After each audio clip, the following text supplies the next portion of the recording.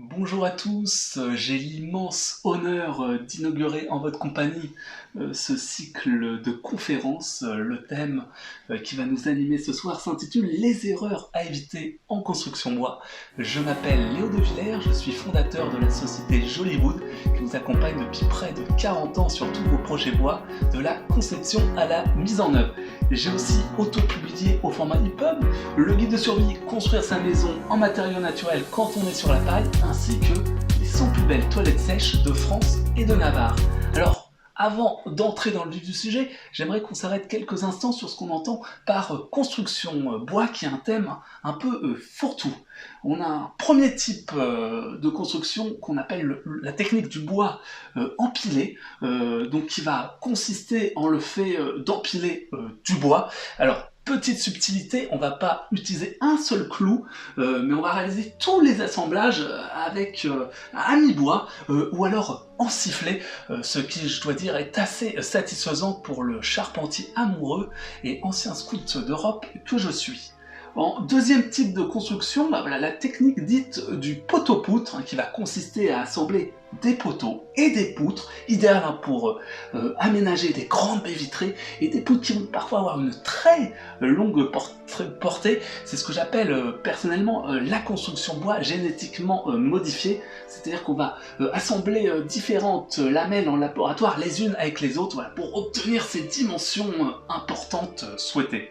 Alors, énorme coup de cœur à titre personnel pour ces deux types de construction, charme, élégance, tradition mais sans rusticité, qui vont avoir juste peut-être le léger défaut d'être hors budget. C'est pourquoi on va s'intéresser plus particulièrement à un troisième type de construction, la maison ossature bois.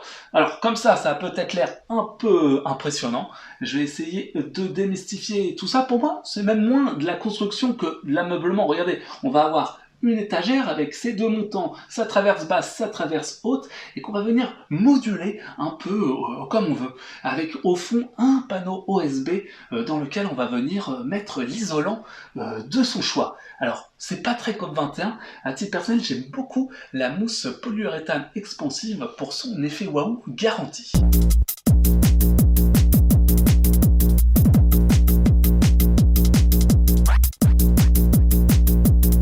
Alors pour les planchers, c'est la même chose, hein, on reste dans l'idée très Jiffy, idée de génie, hein, et caisson de rangement.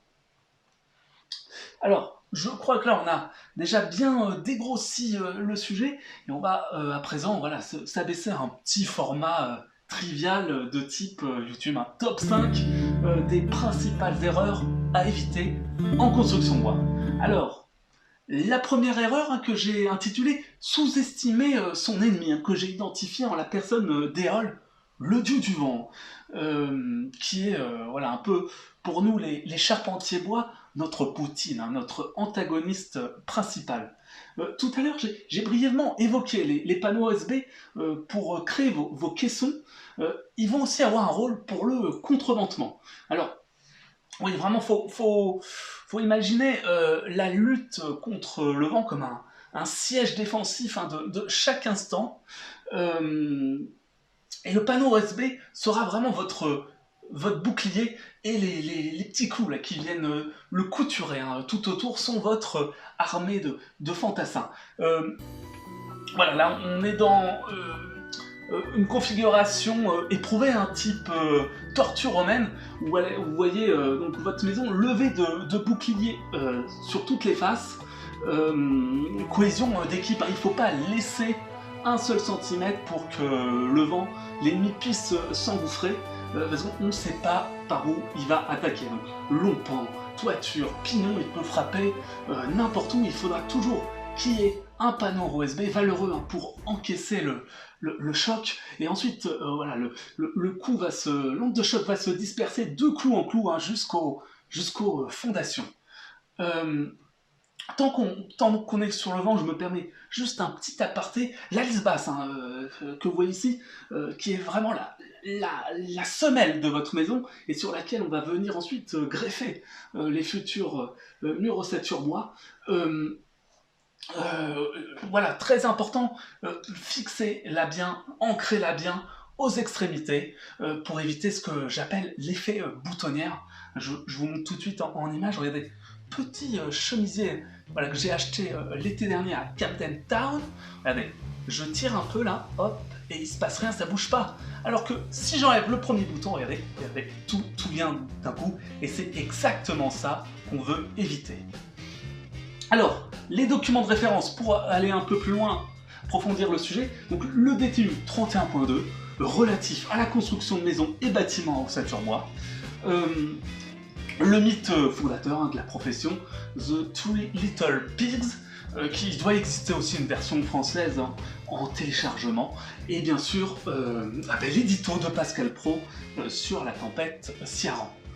L'erreur numéro 2 à présent, mal choisir son bois. Alors plutôt que voilà, évoquer avec vous les types de bois à éviter, j'ai apporté avec moi un échantillon de ce qui se fait de mieux en matière de résineux. Alors vous reconnaissez bien là le pin Douglas, reconnaissable à sa teinte rose saumon.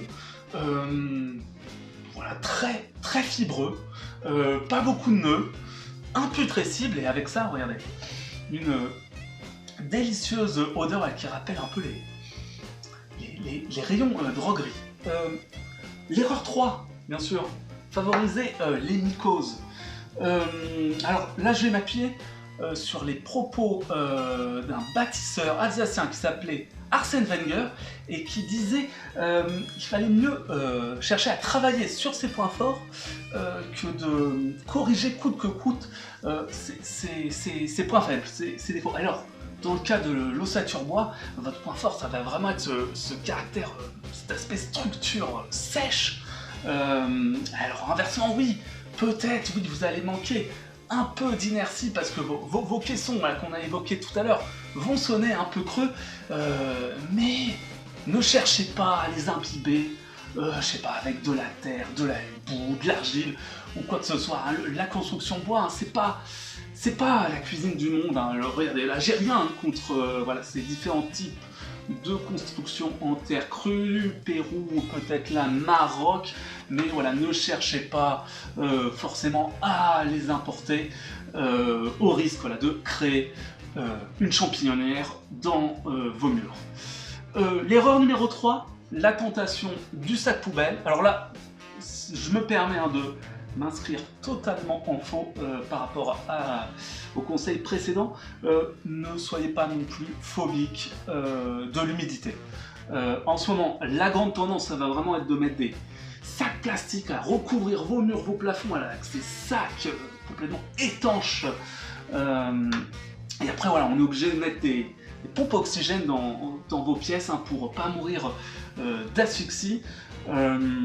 Laissez quand même vos murs respirer. Donc on va proscrire tout ce qui va être isolant de type laine minérale, qui va être complètement allergique à l'eau, et on va préférer une laine de bois, voilà, plus tolérante, plus résistante, plus water friendly, et aussi dans une démarche un peu ramasse-mégot, parce que on va vraiment racler les derniers filaments, les derniers copeaux, du bois. C'est vraiment ce que j'appelle la chips du bois, ce qui fait aussi toujours un peu plaisir. Et enfin, la dernière erreur fatale, oubliez sa casquette. Alors, qu'est-ce que c'est? C'est un éléphant, même d'Afrique, si l'on juge à la forme des oreilles. Et qu'est-ce qu'on voit là? Regardez, il doit faire 40 degrés, 35 degrés à l'ombre, je sais pas, et il bronche pas le pépère. Et pourquoi il bronche pas? Parce que là, il est en plein déphasage. C'est-à-dire que sa peau, son cuir, là, il doit faire quelque chose comme 30 cm d'épaisseur, et en fait là, il ressent encore la fraîcheur de la nuit précédente. L'éléphant, voilà, c'est typiquement, incarne typiquement la maison traditionnelle en vieille pierre. Inversement, voilà, là, voilà, on va avoir le type de mammifère qui représente plutôt la maison ossature bois, donc c'est rougeau. C'est rouge parce que ça manque d'inertie et ça prend le rayonnement du soleil pleine face. Il n'y a rien pour emmagasiner la chaleur ou la fraîcheur et pouvoir profiter de la fraîcheur malgré tout en été. C'est pourquoi je vous dis toujours, pensez à aménager une casquette, donc très concrètement une avancée de toiture, voilà, qui va bloquer un peu les rayons du soleil et permettre de créer de l'ombre, voilà, pour créer comme malgré tout un peu de fraîcheur en été, et aussi toujours bon aussi de végétaliser autour. Voilà, toujours pareil pour éviter les îlots en pleine canicule. Ben voilà, c'est tout pour nous, et n'hésitez pas à activer la cloche.